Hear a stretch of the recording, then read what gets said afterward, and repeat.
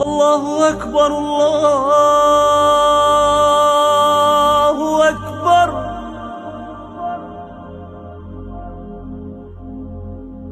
أشهد أن لا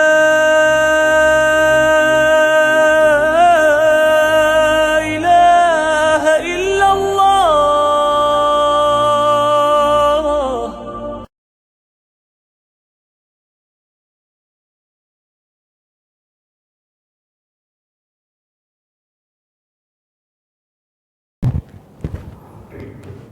Assalamualaikum warahmatullahi wabarakatuh.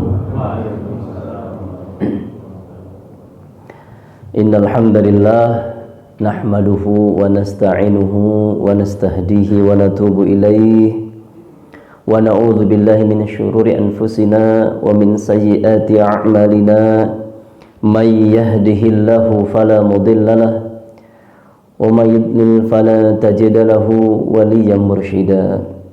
Wa ashhadu an la ilaha illallah wahdah la syarika lah wa ashhadu anna Muhammadan abduhu wa rasuluh. Allahumma salli ala Muhammad wa ala alihi wa ashabihi ajma'in wa man tabi'ahum bi ihsanin ila yaumiddin. Fa ya ibadallah usikum wa iyaya bi taqwallah. Fattaqullaha ya mu'minun kama qala subhanahu wa ta'ala fil Qur'anil Karim. A'udzu billahi minasy syaithanir rajim. Bismillahirrahmanirrahim. Ya ayyuhalladzina amanu in tattaqullaha yaj'al lakum furqana wa yukaffir 'ankum sayyi'atikum wa yaghfir lakum wallahu dzul fadlil azim. Al-ayah sadaqallahu wa rasuluhu amma ba'du. Allahumma anfa'na bima 'allamtana wa 'allimna ma yanfa'una wa zidna ilma.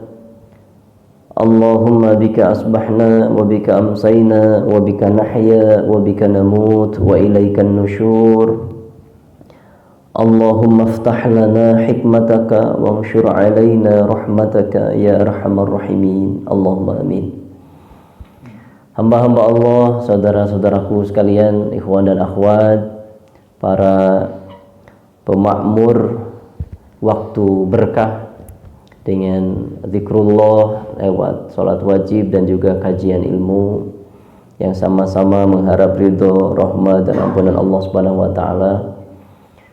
Kami sangat bersyukur pada Allah. Kemudian rasa syukur ini kami juga ingin mengajak hadirin sekalian untuk sama-sama mengekspresikan kesyukuran kepada Allah Subhanahu wa taala yang telah mempertemukan kita kembali di rumahnya Masjid Uswatun Hasanah di bulan Rabiul Akhir. Setelah 1 bulan yang lalu kita pun dipertemukan di momen Rabiul Awal. Mudah-mudahan perjumpaan ini ada dalam keridhoannya, sehingga apa-apa yang dilakukan dalam perjumpaan ini mendapatkan keberkahan, terutama dari sisi ilmu. Para hamba Allah azanallahu wa iyyakum, jika di awal pembicaraan ini saya boleh bertanya, zikir malam kita atau doa menjelang tidur, maka doanya yang umum yang kita pahami dan telah kita hafalkan karena didawamkan setiap malam adalah berbunyi Bismika, kesananya ada kalimat amutunya, artinya aku mati. Lalu bangun tidurnya yang mafhum telah kita hafalkan pula, berbunyi ba'da ma amatana. Ada kalimat amatana juga, mati. Secara jelas kalimatnya mata yamutu, mati. Nah, di dalam surah ke-6, surah Al-An'am ayat ke-60, Allah Subhanahu wa taala berfirman, wa huwallazi yatawaffakum bil-lail, dan dialah Allah zat yang telah mewafatkan kalian pada malam hari. Kalimatnya bukan pakai mata yamutu, tapi pakai yatawaffa. Ya, artinya mewafatkan. Para hamba Allah azza wa iyyakum. Di doa tidur kalimatnya tadi bismika Allahumma amutu wa ahya dan lain sebagainya yang semisal itu doanya. Ada kalimat mati. Nah, apakah mati yang dimaksud wafat? Begitu. Tentu bisa dua definisi.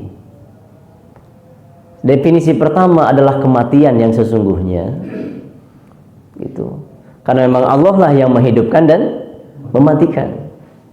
Definisi kedua adalah mati dalam arti mati kecil, yakni tidur itu sendiri. Dua-duanya benar.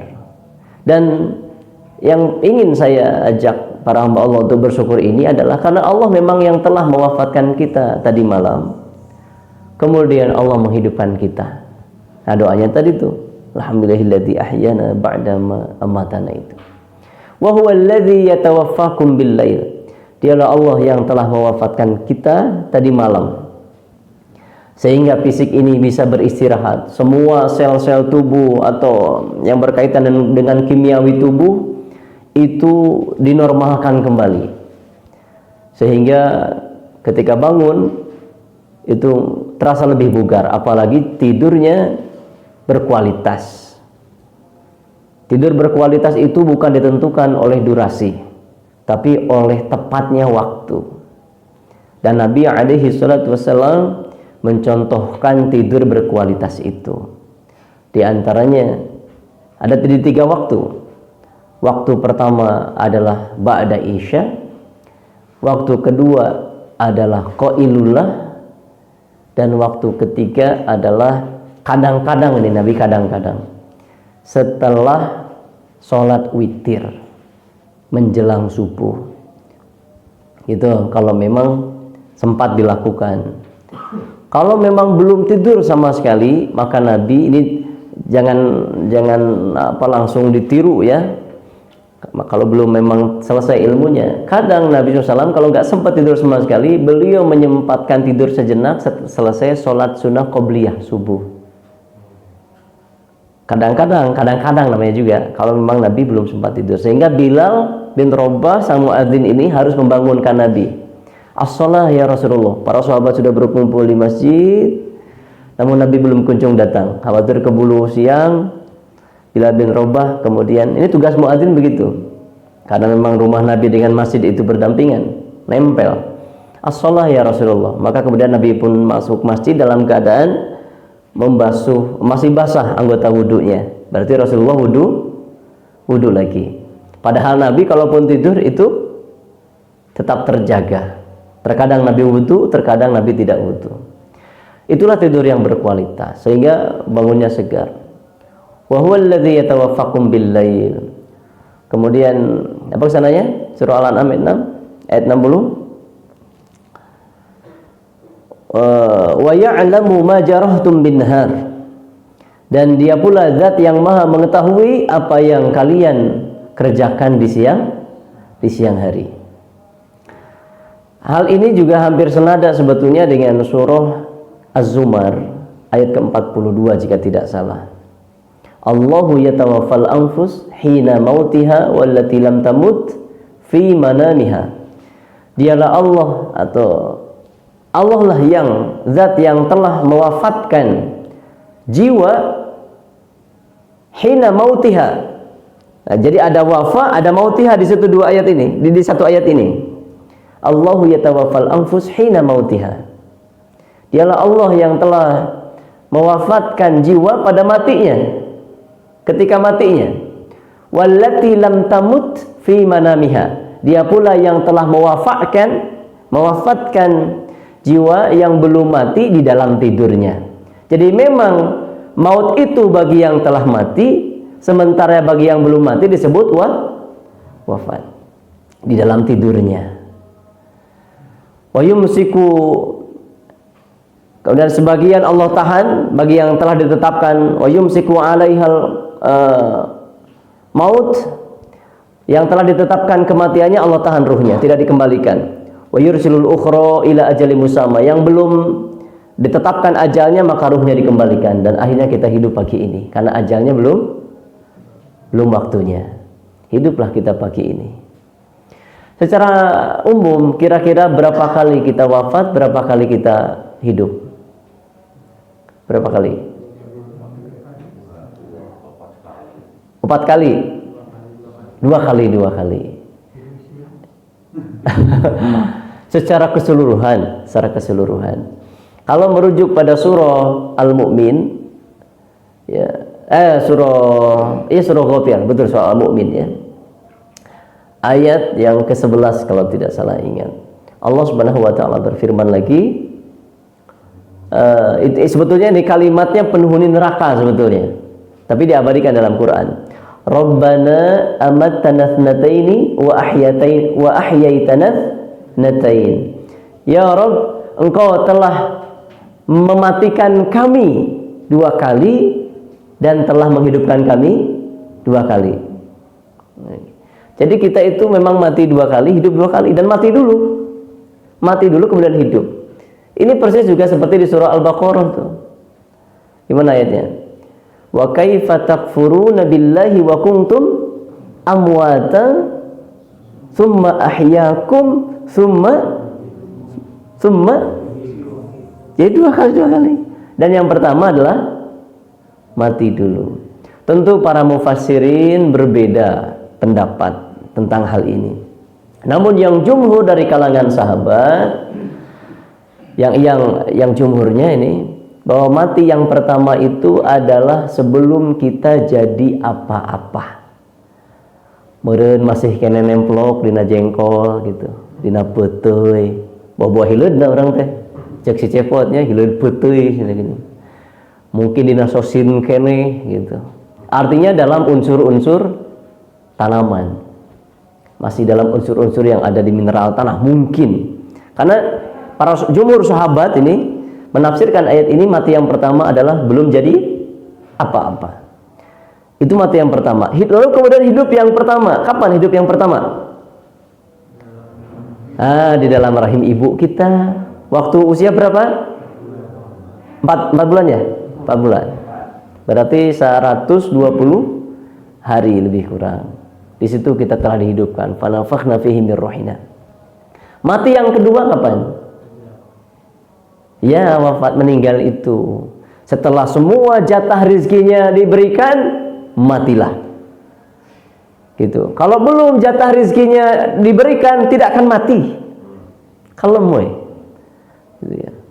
Karena kematian seseorang itu pasti setelah terpenuhi jatah rizki yang telah Allah tetapkan selama di rahim itu. Lalu kemudian hidup yang kedua kali kapan? Dibangkitkan. Yang di surah Al-Baqarah tadi disebutkan. Ya. Hamba-hamba Allah azza.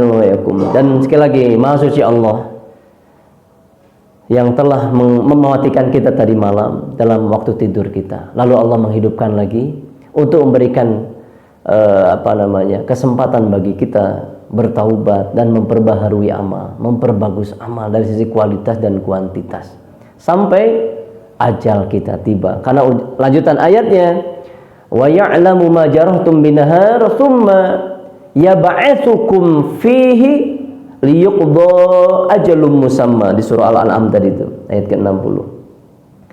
Kemudian Allah bangkitkan, thumma yab'atsukum, maksudnya bangkit di sini bukan bangkit dari kubur, tapi bangkit itu ya bangun, istaiqadha yastaiqizu, gugah. Thumma yab'atsukum fihi, kapan? Dia di siang hari. Liyuqda ajalum musamma, untuk disempurnakan kehidupannya sampai batas ajal yang telah ditetapkan. Jadi itu sebuah indikasi sebetulnya, dan insya Allah akan kami paparkan. Kami lanjutkan dulu kalimat ayatnya. Thumma, setelah itu apa? Ilaihi marji'ukum fayunabbi'ukum bima kuntum ta'malun. Kemudian kepada Allah lah kalian akan dikembalikan. Fayunabbi'ukum, ada fa yang tidak ada jeda setelah Allah kembalikan itu. Ya, setelah dikembalikan pada Allah, fayunabbi'ukum, maka langsung tanpa jeda akan diberikan kabar oleh Allah terhadap kalian. An-naba, maksudnya an-naba adalah berita besar. Bima kuntum ta'malun, terhadap apa-apa yang telah kalian kerjakan selama hidup di dunia. Maka ada yang akan diberikan kitabnya dari sebelah kanan, ada yang dari sebelah kiri, ada yang dari arah belakang dengan cara dilemparkan. Bahkan di surah Al-Isra lebih ngeri lagi, Iqra kitabaka kafa binafsika 'alaika hasiba. Baca sendiri ini buku catatanmu gitu. Ya mudah-mudahan lembar demi lembarnya selalu terisi dengan amal soleh dan rangkaian taubat kita. Ya, kita harus menyadari bahwa sebagai makhluk Adam ini, kita tidak pernah luput daripada salah dan lupa, khilaf, melakukan berbagai dosa, pasti yang namanya manusia. Namun kata Rasulullah dalam hadisnya bahwa orang yang terbaik itu bukan orang yang tidak pernah melakukan dosa, melainkan orang yang melakukan dosa lalu bertaubat. Maka jadilah para awabin sebagaimana para nabi, karena mereka selalu kembali pada Allah. Kembali pada ayat Al-An'am 60, wa ya'lamu ma jarahtum bin nahar thumma yab'atsukum fihi liyuqda ajalun musamma. Setelah Allah bangunkan kita pada pagi hari ini, alhamdulillah setar yang bagus. Dimulai dengan zikrullah, lewat bangun tidur, ada zikir bangun tidur dan sebagainya, amalan-amalan sunnah, lalu bersuci. Kemudian zikir lagi hingga sekarang kita berkumpul di rumahnya. Ini sebuah start yang bagus di waktu berkah. Lanjutkan tren positif ini dengan cara mengisi hari yang cukup panjang ini, di hari Ahad ini diisi dengan berbagai rangkaian aktivitas, dan jangan sampai dibiarkan menganggur tanpa melakukan amal apapun. Ini penting untuk kita perhatikan, karena tadi summa yab'atsukum fihi, kemudian Allah membangkitkan kalian di dalam hari itu, fihi kembali kepada bin nahar, ya, liyuqda ajalun musamma, untuk disempurnakan. Maka mari ayo sempurnakan memang hari kita dengan amal solih, jangan dipakai sebagian besarnya untuk rebahan, nyenderan, dalam arti negatif ya, tidak melakukan aktivitas. Sahabat mulia namanya adalah Ibnu Mas'ud radhiyallahu an, Abdullah bin Mas'ud. Beliau berkata, "Inni la abghadur rajul." Ya. Saya sangat benci seseorang. Ini la abghadur rajula farigo. Saya sangat benci seseorang yang nganggur. Farig itu artinya waktu luang sebetulnya. Itu punya waktu luang tapi dipakai nganggur. Kegiatan apa sekarang, Mang? Sedang sibuk apa? Kewe sibuk nganggur. Coba bener nggak tuh bahasanya? Sibuk nganggur. Itu agak jelimet di otak saya itu. Inilah abghadur rajula farigo. Saya sangat benci seseorang yang punya waktu luang tapi dia nggak ngapa-ngapain. Gitu. Lamun cek bahasa budak ayeuna naon cenah? Mager. Aya istilah lain deui selain mager, malas gerak aya deui. Gabut cenah. Kacida eta. Aya istilah na deui. La fi amali dunya wala fi amalil akhirah, tidak melakukan amalan-amalan yang bisa mendatangkan keuntungan dunia, maupun tidak melakukan perkara-perkara, berbuat sesuatu yang bisa mendatangkan keuntungan akhirat. Gitu. Heuk naon we atuh si eceu teh ya. Gitu. Ini yang dibenci oleh kalangan sahabat. Betapa umur kita sangat singkat tapi tidak dipakai ngapa-ngapain. Tidak untuk urusan dunianya, tidak untuk urusan akhiratnya. Maka tsumma yab'atsukum liyuqda ajalun musamma, tolong itu diperhatikan. Karena Allah yang telah membangkitkan kita, memberikan kesempatan untuk berbuat. Ayo kita sempurnakan. Umur pasti akan disempurnakan oleh Allah. Begitupun rizkinya pasti akan diberikan seluruhnya. Tinggal kita, maukah memanfaatkan rizki dan umur ini untuk sempurna dalam beramal. Itu. memanfaatkan momen-momen itu. Apalagi kalau merujuk pada kalamnya Hasan Al-Basri rahimahullah. Tabi'in mulia, innama antakal ayyam, sesungguhnya kamu itu laksana hari-hari. Ya, ketika satu harimu hilang maka berlalu pula sebagian darimu. Kita ini hanya laksana hitungan hari, hadirin. Hari ia berlalu, ya terus setiap hari kita tinggal nunggu kematian.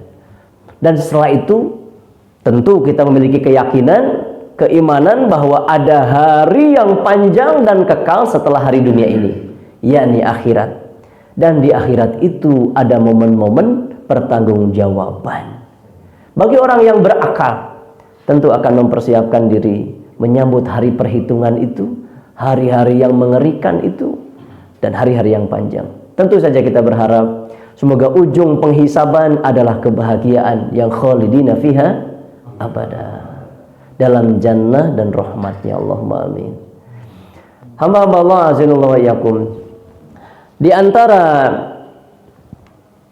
kesempatan atau ikhtiar kita untuk liyuqda ajalul musamma, mengisi hari-hari yang Allah karuniakan ini adalah tentu mengaji di antaranya. Sekali lagi ini start yang sudah bagus. Setelah ngaji ini jangan kemudian dilanjutkan dengan tidur ya. Ya, baik ketika ngajinya maupun setelah ngajinya. Ya, karena tidur ada waktunya tadi, yaitu di malam hari. Wa ja'alna naumakum wa ja'alna laila libasa wa ja'alna naumakum subata. Engke sarema beuting we. Kecuali qailulah meureun, wa hum qailun. Kapan qailulah? Menjelang duhur. Ai tabuh nama duka, tabuh sabaraha nama. Kan memang menjelang duhur eta ge telami kisaran antara setengah hingga 1 jam. Ya, oh ya pek we atuh. Jeung dulur ieu lah. Tapi lebih kurang antara jam 11 gitu. Di beberapa tempat sudah mempraktekkan ini, bahkan di pendidikan. Jepang sudah melakukan katanya, saya belum survei ke sana. Pangongkosan kan dirame abdi ka ditu heula. Karena ingin tahu apa betul. Kami di sekolah itu pernah mempraktekkan ini. Jadi setelah beres KBM sambil nunggu sholat duhur, mereka pokoknya tuluh ngateng gitu. Ngagoler pokoknya mah. Ternyata ada yang betul sampai tidur gitu. Dan ini menyegarkan. Sehingga mereka di sholat duhur tuh fresh. Dan ada kegiatan setelah sholat duhur. Nah, sementara di kita tradisinya istirahat itu ba'da sholat duhur hingga pukul 1. Iya mah nu gawe heula, nu gawe. Nu PNS ya, nu karyawan pada umumnya sok aya jam istirahat cenah ning ti sholat duhur nepi ka jam 1. Nepi ka asar teh hayang tah digawe di mana ya ngiluan ieu. Halus tah. Tapi gaji fullnya teu dipotong. Para hamba Allah azanallahu yakum. Kecuali tadi, jadi mari kita sempurnakan momen siang ini yang sabahan tawila kalau di surah Al-Muzammil itu. Hari yang begitu panjang. Mari gunakan untuk mengumpulkan bekal. Ayo kita kerjakan urusan dunia kita. Ayo kita kerjakan urusan akhirat kita. Jangan sampai dibuang tanpa melakukan apapun. Wayahna ulah pokoknya mah. Fa idza faragta fangsab. Setelah selesai suatu urusan, segera ikuti dengan urusan berikutnya. Fa lagi di sana, fangsab. Fa berarti nggak ada jeda. Kalau bisa mah justru sebelum urusan yang ini selesai, kita sudah merencanakan urusan yang lain. Direncanakan. Contoh, geus beres dia naon di maneh gitu nya. Beres kajian, ngopi. Aya kitu teh. Aya teh parasit. Ieu mah kode jeung lain nanya. Jadi malu. Geus beres ngopi naon deui sudah direncanakan, insyaallah sudah. Bahkan hari ini tuh sudah direncanain gitu. Ya, akan B, akan C, akan D gitu. Tapi jangan merencanakan bengong ya. Jangan. Terus kajian rek naon bengong gitu. Jangan, karena bengong tidak mendatangkan hal baik apapun. Justru malah jurig nu datang dah. Hasub. Hamba-hamba Allah azanallahu wa yakum. Jadi itu nasihat daripada para sahabat tadi dari Abdullah bin Mas'ud. Beliau sangat membenci seorang hamba Allah gitu ya, yang punya waktu luang namun tidak mengerjakan apapun. Jangan lakukan. Mari kita mulai dengan star yang baik ini di waktu berkah itu ngaji. Ada nasihat bagus, insya Allah kita akan lanjutkan sirahnya. Dan saya perhatikan jamnya. Ada di kitabnya, ini dikutip kalimat daripada Al-Alamah Imam la haula wala quwwata illa billah. Sebentar saya lihat lagi, lupa. Imam Raghib Muhammad Raghib At-Tabakh rahimahullah. Dikutip oleh dalam kitab Kitmanuz Zaman Inggal Ulama. Ya. Ini kitabnya Syekh Abdul Fattah Abu Huda. Ya. Itu ada di kitab itu. Sebaiknya percaya saja ya. Dan tidak akan dibuka juga murid. Percaya sajalah. Ini kalimatnya begini, kata Syekhuna Al-Alamah Muhammad apa tadi? Ghadban At-Tabakh. Al-ilmu yahtaju ila thalathati umur. Ilmu itu membutuhkan 3 perkara. Itu. Ilmu butuh 3 perkara. Fisik, ini fisik kita nih. Ada fisik, ada ruh di dalam fisik. Fisik kita butuh berapa banyak perkara? Yang fisik butuhkan apa?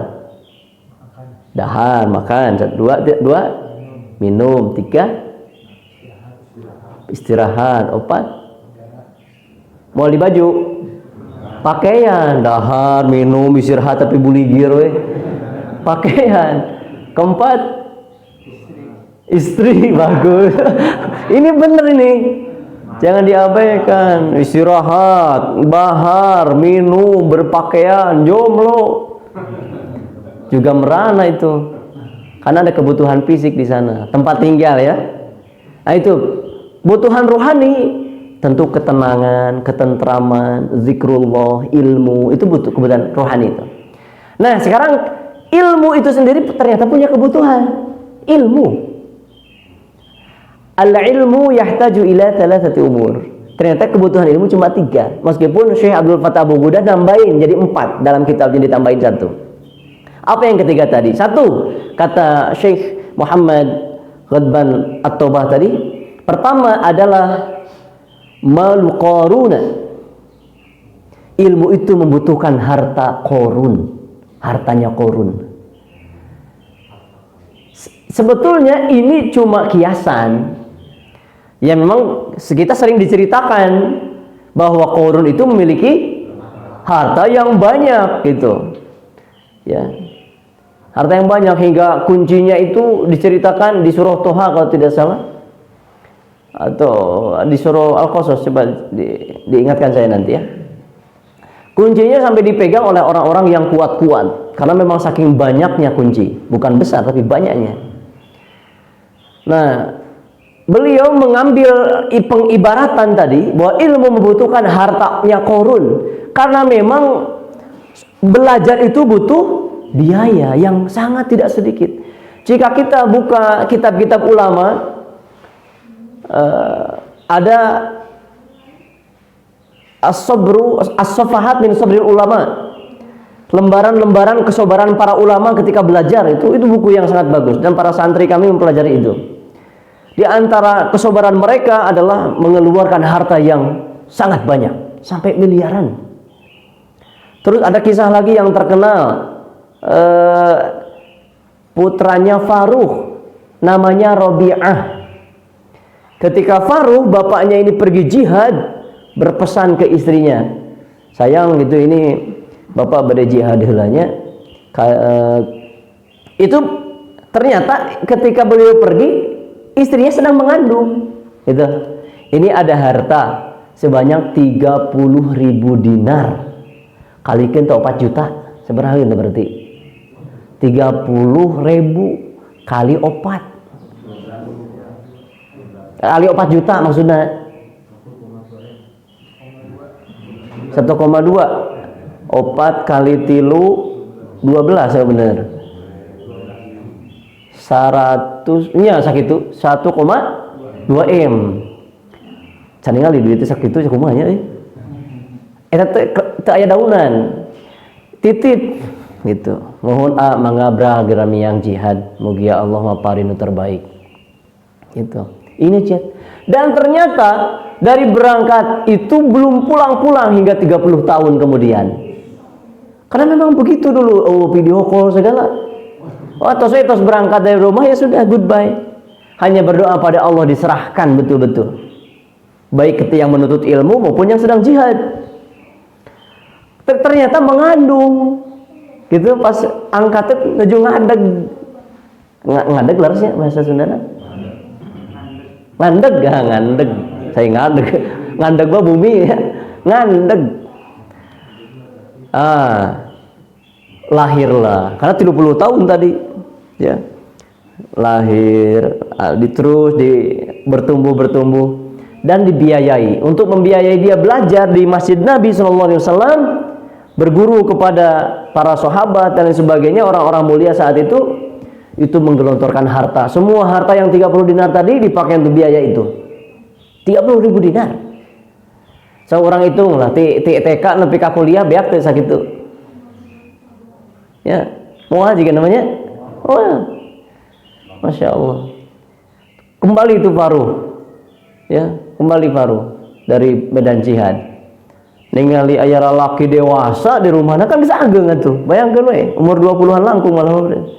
Aya lalaki asing di rumahna. Gelut eta. Gelut jeung bapak ngan teu apaleun teh apa? Galungan. Gitu. Ada yang melerai tetangga karena gandeng ribut tahun itu. Ieu aya naon cenah? Eta ieu seseorang laki-laki asing masuk rumah saya cenah. Cek anaknya deui, naon didinya nu asing masuk imah orang saya cenah gitu. Kemudian ibunya datang. Paru itu bapak mana gitu. Oh, itu chemistry-na keren lah pokoknya, saling merangkulan. Ya. Tibalah kegalauan ibunya. Aduh, cenah kumaha tanggung jawabna ieu ka sia aya 30.000 dinar see. Gitu. Tibalah waktu sholat di Masjid Nabi. Mas rek angkat telah sholat, mohon mangga. Sholatlah di Masjid Nabi dengan yang lain berjamaah. Beres sholat, ada halaqah ilmu seperti ini. Banyak yang hadir. Sampai tidak jelas siapa yang ngisi kajiannya. Itu. Saking jauhnya kan? Saking padatnya, ya nggak jelas. Aduh, ini siapa yang menyampaikan kok bagus sekali ya gitu. Nasihatnya menghunjam jiwa ini. Aduh, Masya Allah. Can apalun. Ulah wara ini nulis di bejaan terame ah. Ini terang. Ya ini mah ceritanya begitu ya.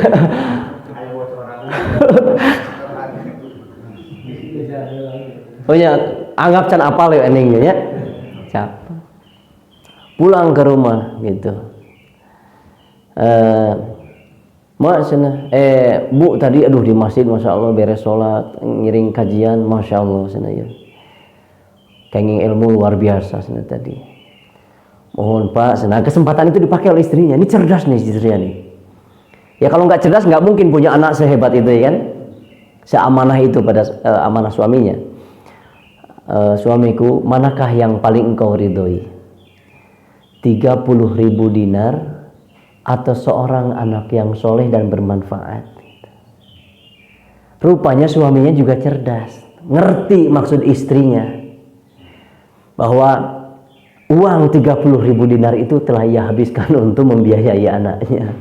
Dia siapa? Tentu saja seorang anak yang soleh dan bermanfaat. Itu. Istrinya lagi nimpali, sesungguhnya 30.000 dinar yang kau titipkan padaku, seluruhnya aku belanjakan untuk membiayai pendidikan anakmu.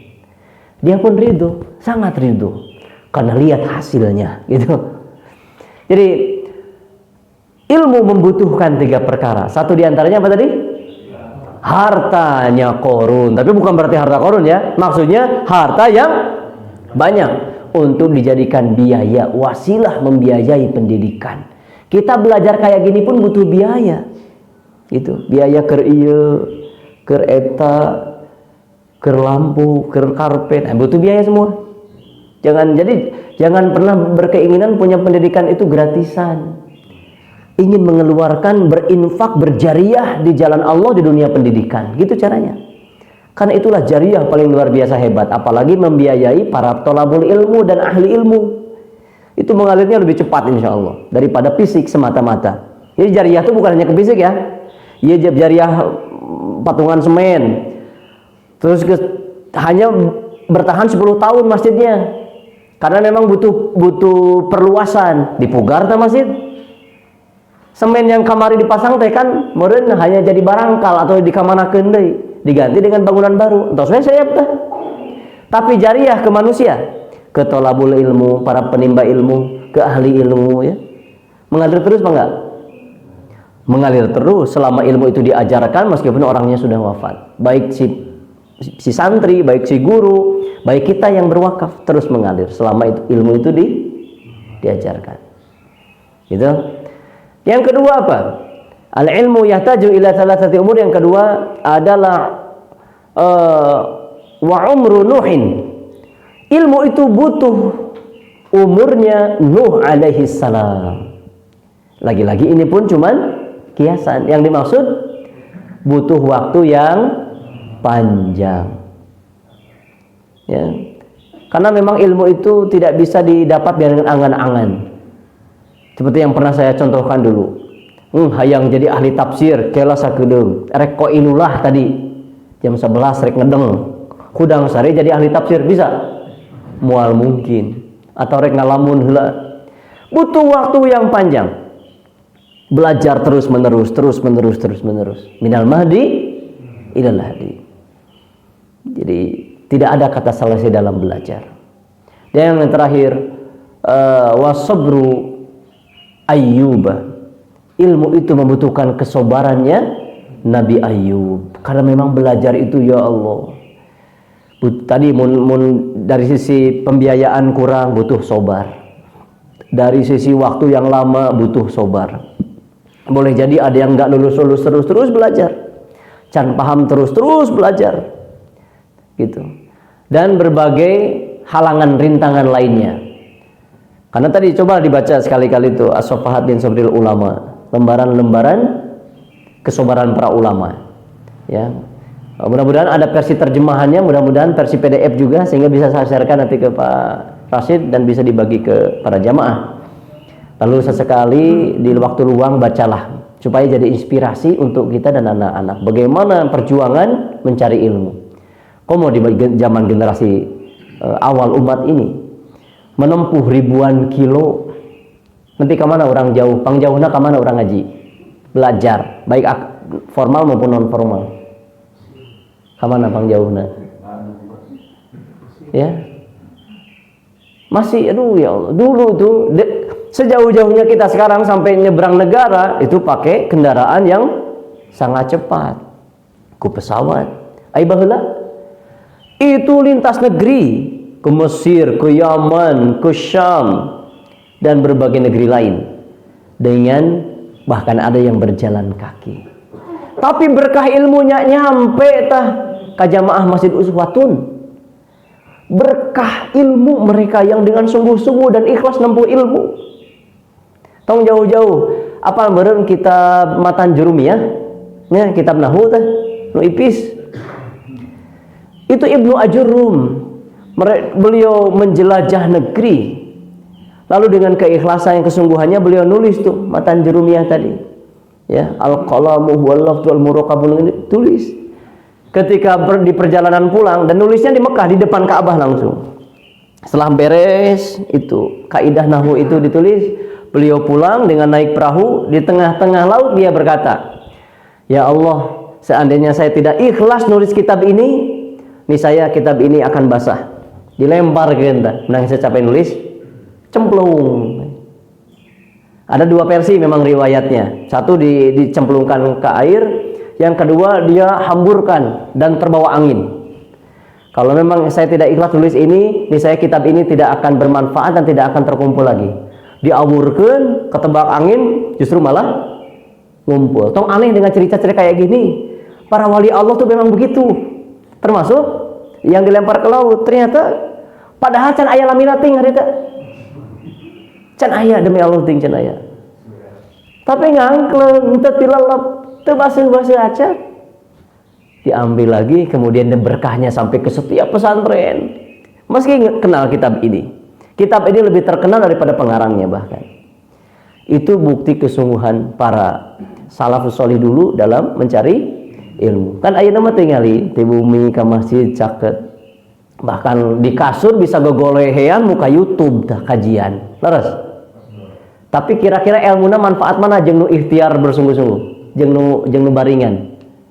Tentu beda. Karena ilmu itu tidak bisa didapatkan dengan hare-hare, dengan tidak kesungguhan. Butuh perjuangan tadi, harta yang banyak, umur yang panjang, dan juga kesabaran yang kuat. Gitu. Hamba-hamba Allah azza wa jalla sebagai pamungkas, tadi setengah sejam alhamdulillah mendekati ini. Jika pada bulan Rabiul Awal kemarin kita membahas tentang apa kemarin teh? Kelahiran Rasulullah sallallahu alaihi wasallam, dan bagaimana reaksi orang-orang pada saat hari kelahirannya, termasuk Abu Lahab, dan hikmah dari kelahirannya sudah saya paparkan. Memang membicarakan manusia mulia ini, Muhammad Rasulullah sallallahu alaihi wasallam, ya Allah, tinta hampir mengering. Beliau ditulis di berbagai versi catatan sejarah. Ya, karena sangat sempurna hidupnya, penuh dengan keberkahan, umurnya berkah, urusannya berkah, keluarganya berkah, kepemimpinannya berkah. Mau lihat dari berbagai sisi pun syarat dengan hikmah dan pembelajaran. Jika Anda sebagai pemimpin umat, tirulah beliau, ambil pelajaran yang banyak darinya. Jika Anda pedagang, jika Anda kepala rumah tangga, jika Anda kakek, jika Anda komandan perang, semua ada pada sosok Muhammad Rasulullah sallallahu alaihi wasallam. Maka pada subuh ini saya ingin kasih kelengkapannya sebagai ekspresi kecintaan pada beliau. Apa diantaranya? Kami suguhkan beberapa catatan dari beberapa kitab tentunya. Di antaranya ada pada kitab ini yang sangat menarik nih, Maulidu Syaraful Anam oleh Syekh Syihabuddin Ahmad Al-Harari. Ini di dalamnya dikisahkan cerita yang disampaikan oleh Syekh Abdul Wahid bin Ismail, seorang alim di Mesir. Syekh Abdul Wahid bin Ismail ini menceritakan ada seorang muslim di lingkungan, mayoritas lingkungan Yahudi di Mesir. Gitu. Jadi minoritas di situ dia ini. Salah satu keluarga Yahudi yang menjadi tetangga muslim ini keheranan. Suami istri ya. Si istrinya bertanya ke suaminya, "Pak, punten cenah. Eta tetangga kita yang muslim ini aneh. Tiap tahun dia mengeluarkan harta yang tidak sedikit lalu membuat makanan yang begitu banyak dan mewah gitu. Kenapa dia selalu begitu?" Si suaminya ini jawab, ini mah istilah saya saja ya, "Mah, dia teh kan muslim. Dia melakukan itu sebagai bentuk melakukan peringatan maulid nabinya, yang diyakini bahwa nabinya itu lahir di bulan Rabiul Awal ini." Gitu. Di bulan ini katanya. Oh, gitunya. Ya, nah gitu. Ya sudah, begitu saja mengalir. Malam harinya si istri Yahudi tadi ya tidur. Di tidurnya dia bermimpi melihat sosok orang yang begitu tampan, berwibawa, bercahaya, elok lah. Jadi mata ini ingin sekali menatapnya. Masuk ke rumah tetangganya tadi yang muslim itu. Maka ia pun mengikutinya dan ikut masuk. Ya ceritanya ikut masuk saja. Jangan ditanyakan kenapa nggak ketuk pintu dulu, kenapa nggak izin. Nah, gitu ya pokok namanya. Dan di kisahnya begitu. Ternyata di dalam itu sosok yang tampan, rupawan, hebat tadi itu ya, sedang dikelilingi oleh orang-orang. Orang-orang yang mengelilinginya mengucapkan berbagai pujian yang mulia kepada orang yang tampan di tengah tadi itu. Lalu dengan penasaran masih dalam mimpi ini, Noel ke orang-orang yang ngariung tadi teh, punten mang, kalau saya panggil orang yang di tengah itu kira-kira akan jawab nggak ya? Tentu saja dia akan menjawab, cobalah panggil, gitu. Maka dia memberanikan diri. Ya Muhammad, tiba-tiba begitu saja. Jadi langsung yakin kalau sosok yang di tengah itu siapa? Rasulullah. Maka orang yang di tengah tadi menjawab, labbaik. Aku penuhi panggilanmu. Cek kurang mah ada apa gitu. Si perempuan tadi kemudian berkata, wahai Muhammad, kenapa engkau menjawab panggilanku? Padahal aku ini kan bukan seorang muslim gitu. Aku ini Yahudi. Lalu Rasulullah Muhammad SAW menjawab lagi. Ya, supaya saya bisa salah, ini sudah sabda Nabi. Beliau mengucapkan begini. Mana ya?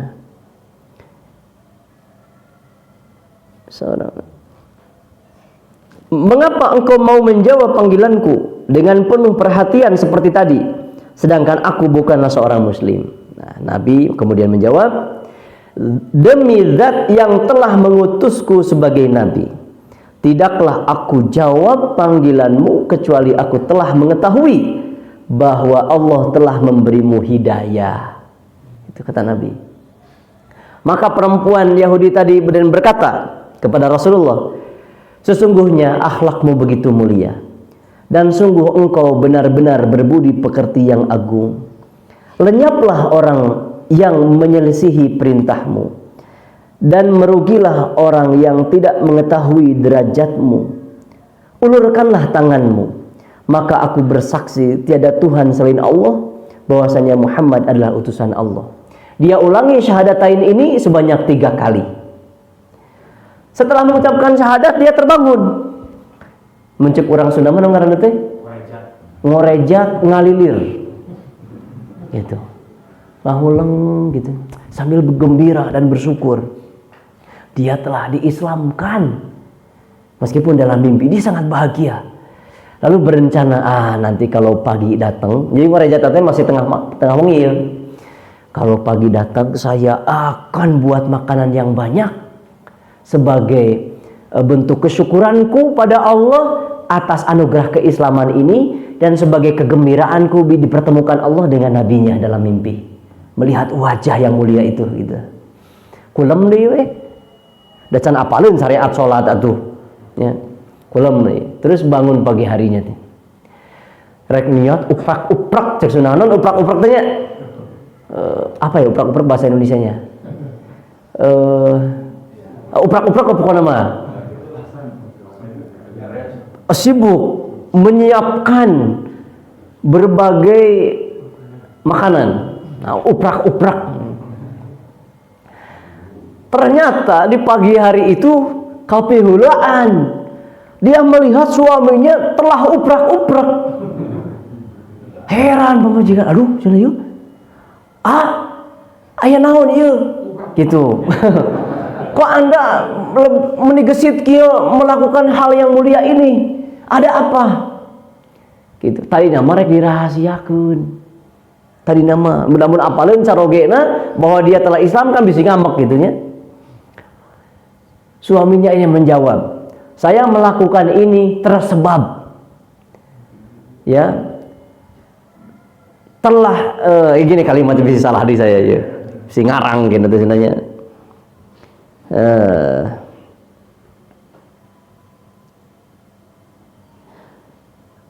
Mana ini? Nah, ini apa yang membuatku melihatmu melakukan perbuatan terpuji ini? Kata istrinya tadi. Jawab suaminya, karena Islamnya engkau oleh Muhammad tadi malam. Nah, siapa hati mana sini yuk? Istrinya kemudian keheranan bertanya, siapa yang menyingkap kepadamu mengenai rahasiaku? Dan siapa yang menceritakannya kepadamu? Atau buah-buah tadi wengi abdi nyalindur terus ngacapruk gitunya.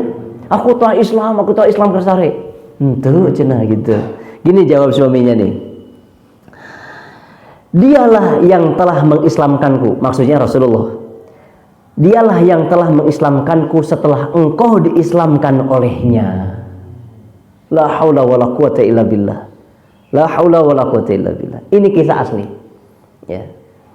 Sebagaimana ia mengenalkan Allah dan menyeru kepadanya, maka beliau pula lah seorang yang memberi syafaat di hari esok pada siapapun yang bersolawat serta salam kepadanya.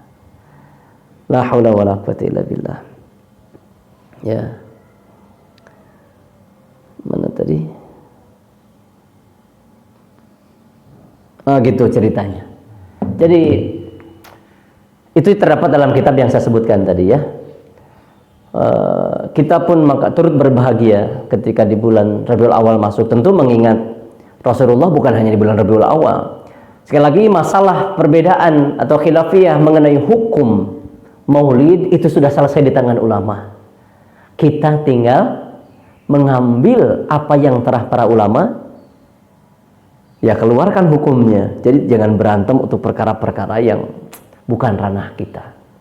Semuanya telah jelas hukumnya, yaitu mau mengamalkan silahkan, tidak mau merayakan pun silahkan. Tentu saya pun tidak setuju kalau perayaan Maulid itu diisi dengan perbuatan-perbuatan tercela dan haram. Seperti umpamanya DKM mengumumkan para wargi RT RW sekian dalam rangka Maulid Nabi SAW, maka DKM ingin mengadakan perlombaan gapleh, ngadu domba dan sabung ayam. Nugelo DKM ganti DKM gitu mah. Jadi kalau diisi dengan baca Quran, diisi dengan sholawat, diisi dengan mengenalkan Muhammad Rasulullah Sallallahu Alaihi Wasallam kepada muslimin, itu sangat dianjurkan. Terlebih hari ini boleh jadi ma'rifatun Nabi itu tidak ada di tengah keluarga kita. Lebih kenal dengan Mobile Legend, lebih kenal dengan Messi, bahkan pindah ke PSG apa, Ronaldo ke MU apa, pelatih Barcelona Ayeuna Sapri Hernandez apa. Nah ternyata bisa apa, nyangareret 2 jam kemarin TV gitu. Cenah eta ge cenah cek TV. Tuh ingat tuh bener nama Persib klasemen katilu cenah gitu. Tuh bener nama cenah cek berita gitu. Ngadangu 3 jam kamari. Heureuy para wargi ya. Nah, tuluy saya ingin bertanya, apakah kita bangga menjadi umat Rasulullah SAW? Aslina ya. Pertanyaan naha make jeung bangga jadi umat Muhammad Rasulullah. Naon alasanna membangga oleh wadul ah. So, kenapa Anda bangga dan apa bukti Anda bangga? Tuh, Pan bisa ngajawab. Naon cenah?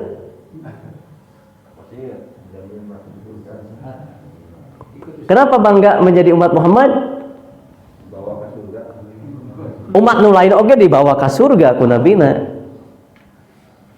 Si naon ye?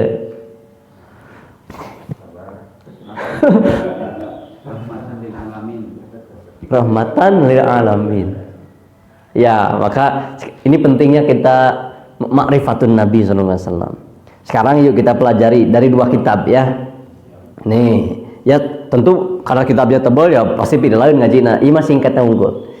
Yang saya kutip itu dari kitab Sabilul Idhkar wal I'tibar yang ditulis oleh Syekh Habib Abdullah bin Alawi Al-Haddad. Beliau ulama kibar Yaman. Yang kedua di kitabnya Syekh Sayyid Muhammad Al-Maliki, ulama Saudi ini.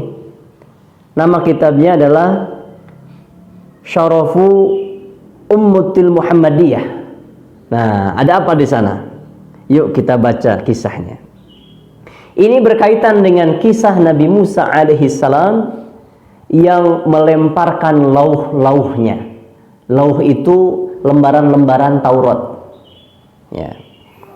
Dikisahkan bahwa setelah Musa alaihi salam bertahanus di Bukit Tursina itu, di Sinai, dan bercakap dengan Allah, karena memang Nabi Musa memiliki mukjizat kalamullah, lalu mendapatkan wahyu kitab Taurat berupa lembaran-lembaran. Setelah itu dibawa pulang. Nah, setelah dicermati lauh-lauh itu, memang ada dua versi ini. Beliau melemparkan lauh itu, satu dalam Al-Quran sendiri dalam tafsir, ketika beliau mendapati umatnya ketika ditinggalkan pas kembali menyembah sapi, gitu ya. Nah ya, kisah yang kedua yang ini ulama yang nyebut, ada di kitab, nggak mungkin mereka mencantumkan sesuatu yang tidak bisa dipertanggungjawabkan secara ilmiah maupun nanti di akhirat. Mereka sangat takut pada Allah tentunya. Nabi Musa alaihissalam setelah mencermati lauh-lauh Taurat itu, ia mengagumi sesuatu. Akhirnya ia berdiskusi lagi dengan Allah Subhanahu wa taala. Ya, beliau Nabi Musa berkata, "Ya Allah, aku melihat di lauh-lauh Taurat itu disebutkan suatu umat yang menjadi umat terbaik yang pernah terlahir ke dunia. Mereka menyuruh sesamanya untuk berbuat kebaikan dan mencegah sesamanya berbuat kemungkaran. Ya Allah, jadikanlah umat macam itu menjadi umat saya." Apa jawaban Allah? Musa, itu umatnya Muhammad sallallahu alaihi wasallam. Oh, gitu. Ya Allah, lagi-lagi Musanya, aku cermati melihat lagi nih, di lauh disebutkan suatu umat yang menjadi umat terakhir yang diciptakan. Namun mereka adalah umat yang paling dahulu masuk surga. Ya Allah, jadikanlah mereka itu sebagai umatku. Lagi-lagi jawaban Allah, Musa, itu umatnya Muhammad.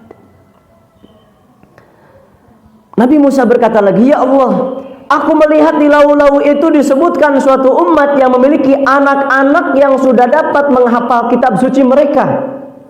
Sedangkan umat-umat sebelum itu membawa kitab suci mereka dengan melihat. Seperti saya baca sekarang kayak gitu.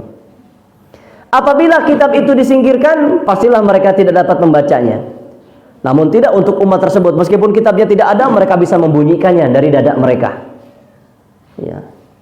Engkau juga memberikan mereka daya hafal yang tinggi yang tidak diberikan pada umat-umat lainnya. Ya Tuhanku, jadikanlah mereka itu sebagai umatku. Apa jawaban Allah? Musa, itu umatnya Muhammad. Saking memang tidak ada selain umat Muhammad yang bisa menghafalkan Al-Quranul Karim, kitabnya. Hanya Uzair yang mampu menghafalkan Taurat. Hanya Uzair. Seperti membaca kitab Fatihah, Baqarah gitu dan seterusnya. Karena saking langkanya orang yang hafal Taurat, ketika Uzair membacakan Taurat dari hafalannya, orang-orang kagum. Lalu menyangka Uzairubnullah. Uzair itu anaknya Allah. Saking hebatnya hafalan. Di kita aneh nggak lihat orang yang hafal Quran? Ya aneh juga, tapi sudah menjadi biasa. Dimulai orok nopikan nuntos sepuh itu mampu menghafalkan Quran. La haula wala quwwata illa billah. Namun Nabi Musa ternyata masih berusaha nih. Pencermatannya terhadap Taurat sangat tinggi nih beliau. Beliau berkata lagi, "Ya Allah, aku melihat di lauh-lauh itu disebutkan suatu umat yang beriman pada kitab suci yang pertama kali diturunkan hingga kitab suci yang terakhir diturunkan. Mereka senantiasa memerangi kesesatan, bahkan mereka juga memerangi makhluk yang paling pendusta yang bernama Dajjal. Ya Rabb, jadikanlah mereka sebagai umatku." Allah masih tetap menjawab, itu adalah umat Muhammad. Nabi Musa masih berkata lagi, wah bisa sampai kaduhur yuk. Tidak, ya sedikit lagi. Ya Allah, aku melihat di lauh-lauh itu disebutkan suatu umat yang dapat memakan hasil dari zakat yang dikeluarkan oleh sesama mereka, namun tetap diberi pahala yang berlipat-lipat. Engkau mewajibkan zakat itu pada orang-orang kaya di antara mereka dan menyalurkannya pada orang-orang miskin. Sementara ketika umat-umat lain berzakat, jika diterima maka zakat itu akan dimakan api, dan jika ditolak maka zakat itu akan dimakan oleh hewan buas dan burung-burung. Ya Allah, jadikanlah mereka itu sebagai umatku.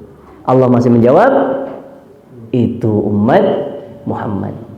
Ghanimah halal nggak untuk kita? Halal. Kita umat Muhammad. Sementara bagi umat yang terdahulu diharamkan ghanimah. Setelah peperangan lalu menang, semua ghanimah dikumpulkan di tengah di suatu tempat. Setelah bertumpuk, nanti akan ada api yang menyambar sebagai bentuk diterima. Jadi begitu terus. Banyak perkara-perkara dari syariat yang tidak diberikan pada umat sebelumnya, tapi kepada umat Muhammad Rasulullah itu diberikan. Masya Allah. Apalagi Nabi Musa ngomong lagi nih, ya Allah, aku melihat di lauh itu disebutkan suatu umat yang ketika berniat untuk berbuat baik namun mereka tidak melaksanakan niat tersebut, maka akan ditulis satu kebaikan. Dan jika mereka melaksanakan niat tersebut, maka akan tertulis bagi mereka itu 10 hingga 700 kali lipat. Ya Allah, ini hebat gitu, gitu ya. Jadikanlah mereka itu sebagai umatku. Allah masih menjawab, itu adalah umat Muhammad sallallahu alaihi wasallam. Ya Allah, kata Musa, aku melihat di lauh-lauh itu disebutkan mereka suatu umat yang dapat memberikan syafaat sekaligus menerima syafaat. Ngasih sekaligus menerima. Kita mengharap syafaat dari Rasulullah SAW. Namun kita pun kalau menjadi hamba yang pilihan, kita pun bisa memberikan. Kalau kita jadi syuhada, kalau kita jadi ahli Quran, bisa nggak ngasih syafaat? Bisa. Ya Allah, ini kok keren sekali nih umat ini. Jadikanlah mereka itu sebagai umatku. Allah masih tetap menjawab, itu adalah umat Muhammad sallallahu alaihi wasallam. Mendengar semua itu, Nabi Musa itu melempar semua lauh-lauhnya, gitu ya. Lain amok, lain kecewaan nanti kumahanya. Aduh, gitu ya. Eta teh umat meni keren-keren gitu.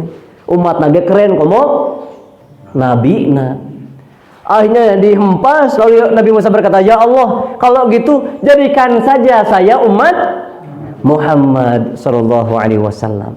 Ternyata dari kitab ini disebutkan bahwa Nabi Musa sangat ingin menjadi umatnya Rasulullah Muhammad sallallahu alaihi wasallam. Shalli alaihi wasallim taslima. Allahumma shalli ala Muhammad wa ala alihi wa sahbihi wasallam. Allahumma shalli ala Muhammad wa ala alihi wa sahbihi wasallam. As-salatu wassalamu alayka ya Rasulullah. As-salatu wassalamu alayka ya Habiballah. Kita masuk surga lebih dulu sebelum umat-umat yang lain masuk surga. Kita dihisab lebih dulu oleh Allah sebelum umat-umat lain dihisab. Padahal kita umat yang paling akhir. Itu bukan karena hebatnya kita. Nggak ada kaitannya sama pangkat dan gaji Anda selama di dunia. Itu semata-mata karena wasilah seorang nama yang mulia, Muhammad Rasulullah sallallahu alaihi wasallam. Ayo kita cintai. Tumbuhkan kecintaan pada beliau dengan ma'rifatun Nabi, lalu kemudian hidupkan sunnah-sunnahnya. Man ahya as-sunnati faqad ahabbani wa man ahabbani faqad ma'i fil jannah. Hidupkanlah sunnah-sunnahku, maka siapa yang menghidupkan sunnahku, maka dia telah mencintaiku. Siapa yang mencintaiku, maka akan bersamaku di dalam jannah. Perbanyak sholawat pada beliau di waktu libur ini. Ya terserah Anda mau berapa. Jadikan itu amalan rahasia sampai Allah Jalla wa'ala membersamakan kita dengannya di dalam Firdaus. Allahumma amin. Demikian tambahan dari kajian bulan lalu yang bisa kami sampaikan mengenai Rasulullah SAW. Mudah-mudahan menjadi hasanah yang bisa menumbuhkan kecintaan kepada Nabi Muhammad Rasulullah SAW. Dan terus ajarkan pada putra-putri kita jangan sampai mereka mengenal tokoh-tokoh Marvel, ya.